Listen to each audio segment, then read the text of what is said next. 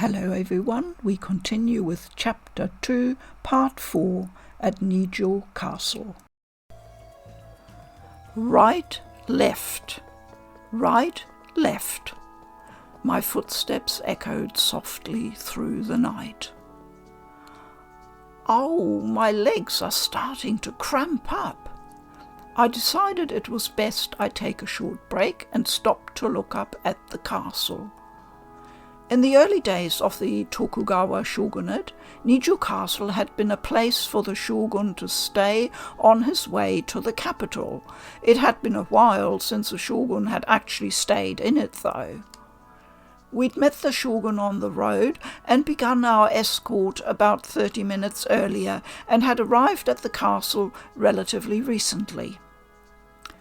By now, I imagined, Kondo, Nagakura, Inoue and the men were greeting the officials and other important people in the shogun's retinue.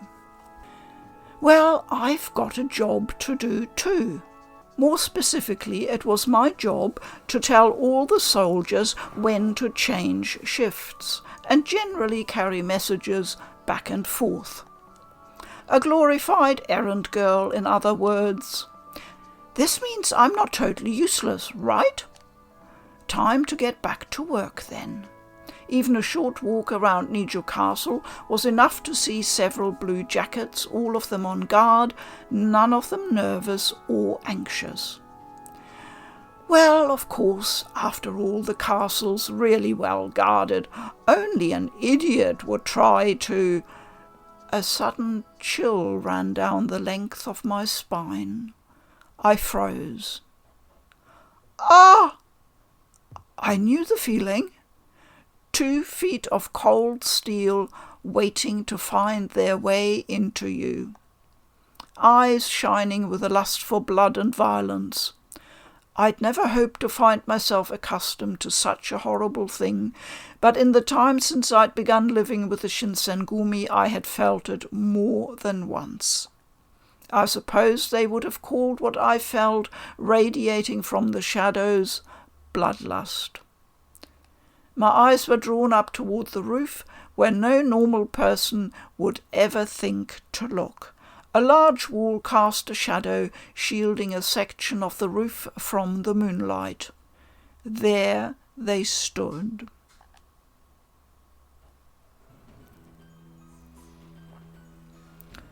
You! So you've noticed us, said Chikage Kazama. Not too slow, then? They looked very distinctive, unlike any soldiers I'd ever seen before, but 3 sets of piercing eyes scattered my thoughts and made it difficult for me to think. I had recognized them. Now I had to put names to faces. Chikage Kazama, a man with ties to the Satsuma domain who claims to be a demon. He has a very specific interest in the heroine.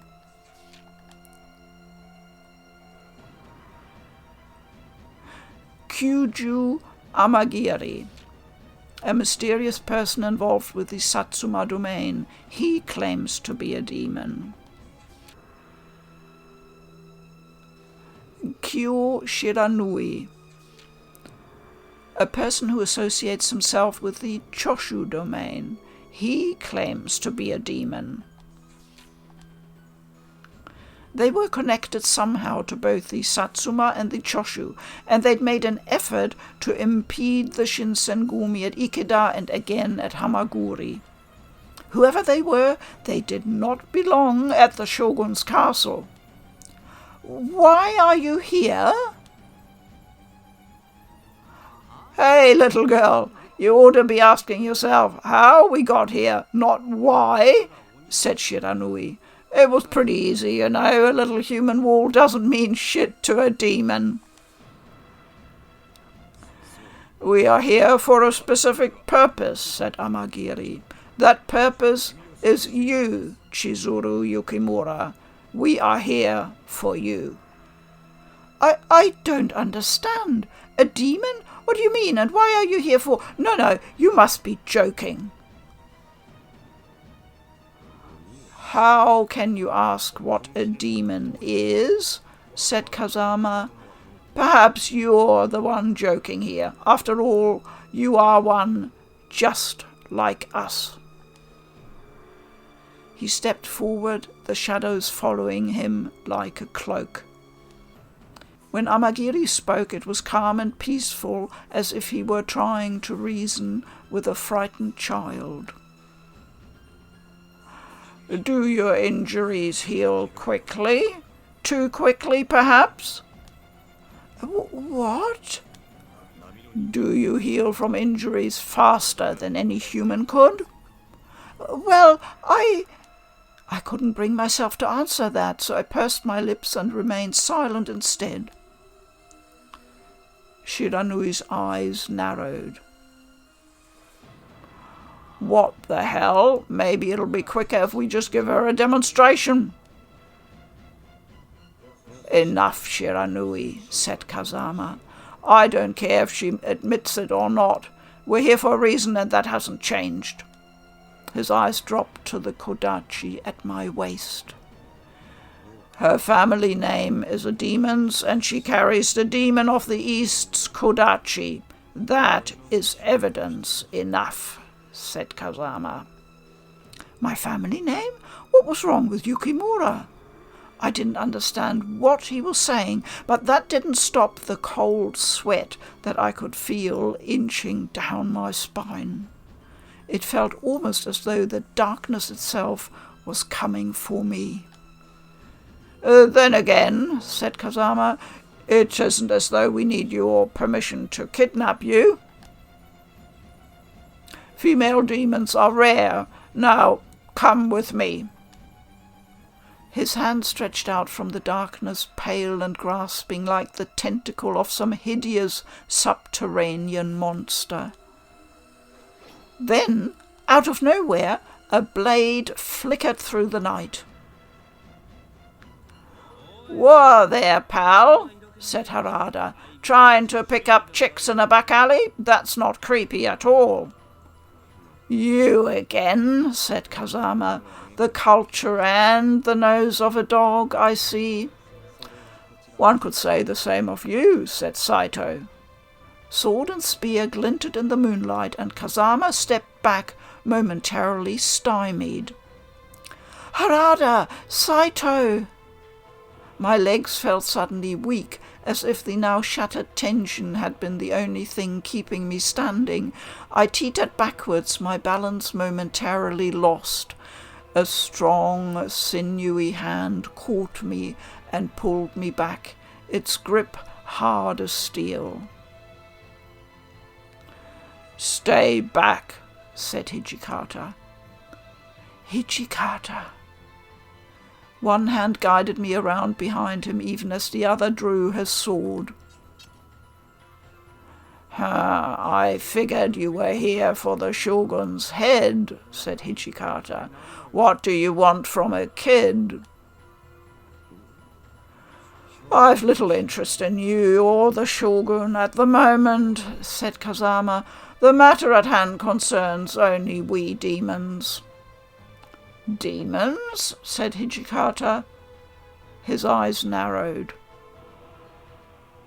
Hey, haven't seen these punks since Hamaguri, said Harada.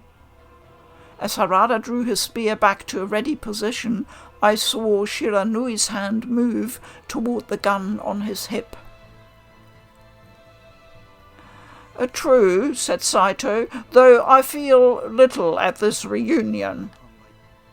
Saito's hand tightened around his sword, and Amagiri's feet shifted into a stronger stance. Tension hung in the air, so thick I could scarcely breathe. They were a powder keg ready to explode. Even the slightest movement could be enough to set them off. As slowly as I could, I moved my trembling hand toward the hilt of my kodachi. I'd nearly reached it when a voice whispered in my ear. Don't worry about the commander and the captains, said Yamazaki. Yamazaki? When did you... He'd appeared as silently and invisibly as if he had been a shadow himself.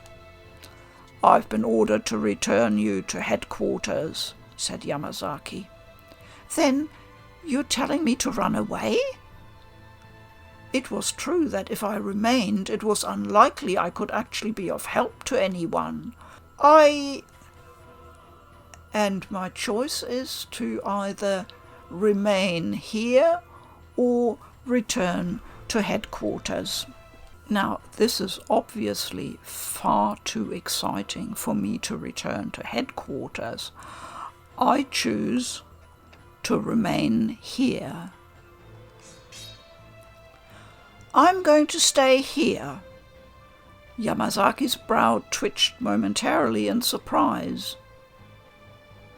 You don't understand. What do you hope to accomplish by remaining here? I know that staying here might not be the smartest idea, and I know that I probably won't be able to help. In fact, I might even get in the way, but I have to. I'm sorry.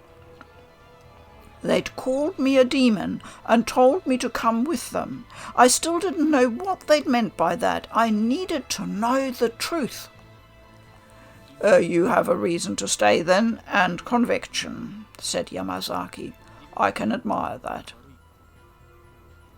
Unfortunately, I have my orders. Just as you must remain true to what you believe is right, so must I. What? Yamazaki reached for my arm, ready to take me with him by force. His hand had nearly reached me when I felt a bolt of lightning race up my spine. I spun around to see Shiranui, his hand wrapped tight around the grip of his pistol and his eyes aflame with the heat of a blacksmith's forge. Hold on there, buddy, said Shiranui. The princess says she wants to stay, so she stays. You got to learn when to let a girl go. Gah, said Harada. With his last word, Shiranui launched himself toward us just as Harada leapt to intercept him. Sigh. There are times when quick decisions are important, said Amagiri, but Shiranui's short temper can be problematic. Perhaps, said Saito, but you seem uninterested in stopping him. Saito and Amagiri had manoeuvred nearly into striking distance of one another. Damn it, said Hijikata. What the hell are you doing? The brewing fight had gone from a brawl to a set of 3 duels. Hijikata threw me an angry look before turning to glare at Kazama. I have a choice now. I can reach for my sword, cry for backup, or don't move. Well, Chizuru is a plucky girl. I'm obviously gonna reach for my sword. I wrapped my fingers around the haft of my kodachi and looked at Kazama. There had to be something I could do. Get out of here, you idiot, said Hijikata. He'll tear you apart. Yamazaki, keep her out of this. Hijikata edged sideways, putting himself more firmly between Kazama and myself. The other man glared at him, his mouth thinning to a tight line. Desperate peasants, said Kazama. I suppose you take some joy from impeding us? Says the pot to the kettle, said Hijikata. That reminds me I haven't paid you back for the man you killed at Hamaguri, have I? The air between them fairly hummed with tension. Apart though I was, I could still feel their intensity. It was hard to breathe. 2 more steps and they would be within the reach of one another's swords. Said Kazama. You wish to kill me and put my body as an offering on the grave of the man you lost? Don't be an idiot, said Hichikata. I'd rather send you to apologize to him in person. One more step. It began so fast that in the span of a blink I'd missed Hichikata's sword move to strike Kazama's blade in a furious clash of metal. Ah! The two swords ground against one another, screaming in protest. Even from a distance away, I'd felt the impact when they'd met, but Kazama seemed unfazed. Hichikata's eyes flicked toward me, and his hands tightened on his sword. What the hell do you want with this kid, anyway? Chizuru is too much for you, said Kazama. We've come to take her off your hands, quite simple. And just what's that supposed to mean? Asked Hichikata. Their blades shuddered and danced too fast for my eyes to follow. All I could catch was the flicker of movement as the moonlight caught them and the flash of sparks when they met. They leapt at each other, blades flashing, and met for a moment. The two men sprang away, circled, then leapt forward again. The clipped strands of Kazama's hair drifted away on a cool evening breeze. I see, said Kazama. There were no signs of fear on his face. Instead, I saw what I thought was perhaps the tiniest flicker of respect. He lowered his sword. What the hell is this? Said Hichikata. Both men stepped back, their fight clearly finished. Further fighting serves no purpose, said Amagiri. We will do nothing more than attract unwanted attention. His voice was calm, as deep and harsh as two boulders grinding together. What? You talking to me? Said Shiranui. Come on, I know when to leave a party. Kazama looked at his companions momentarily, then nodded. Yes, our suspicions have been confirmed, he said. We've no need to stay. This time we only came to say hello. Do you really believe we'll simply allow you to walk away? Said Saito.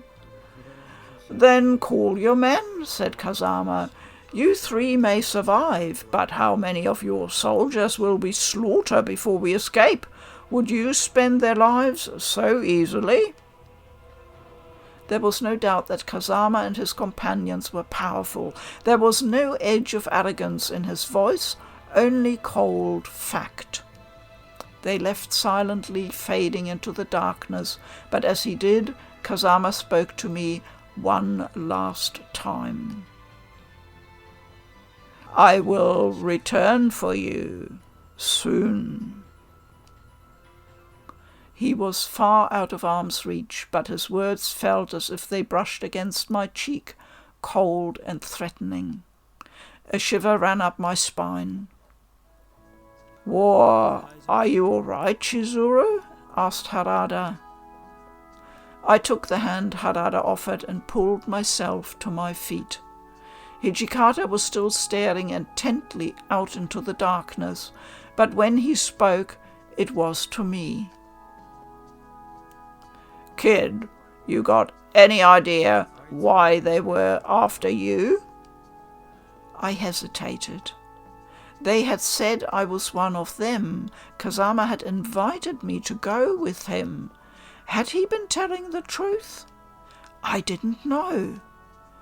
I'm not sure. There was really nothing more I could say.